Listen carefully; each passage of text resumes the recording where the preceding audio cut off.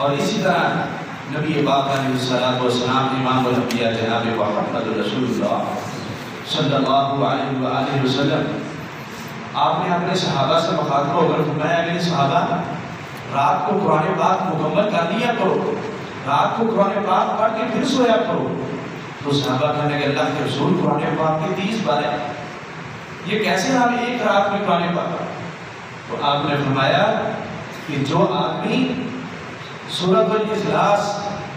قل هو اللہ احد اللہ الصمد لم یلد ولم یولد ولم یکن له کفوا احد، یہ سورت اتنی عظمت والی ہے